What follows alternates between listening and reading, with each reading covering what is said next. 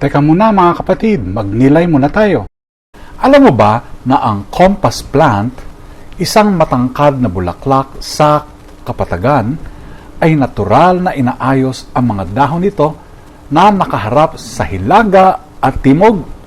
Kahit sa malawak na parang, nagsisilbi itong buhay na compass. Tahimik, ngunit nagbibigay ng direksyon sa mga nagmamasid. Sa dakilang kapistahan ng pagsilang ni San Juan Bautista, ipinagdiriwang natin ang isang lalaking ang buong buhay ay nagturo.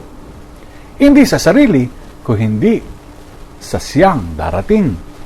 Sa aklat ni Propeta Isaias, tinawag ang lingkod ng Diyos mula sa sinapupunan, ginawang matalim na palaso, at inihanda para sa takdang oras. Sa gawa, ipinahayag ni Pablo kung paano inihanda ni Juan ang daraanan ni Jesus. Tinawag ang bayan sa pagbabalik loob. Sa Ebanghelyo ni San Lucas, ang himalang kapanganakan ni Juan ay ikinagulat ng mga tao. Ngunit sa halip na maging sentro, lumaki siyang tahimik sa ilang. Inihanda ang puso ng bayan para kay Kristo.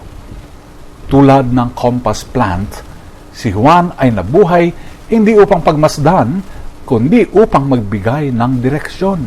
Tayo rin ay inaanyayahang maging buhay na compass. Ang ating salita, kilos at kababaang loob ay nagtuturo hindi sa atin, kundi kay Jesus na tunay na daan. Pagnilayan po natin ito. Amen.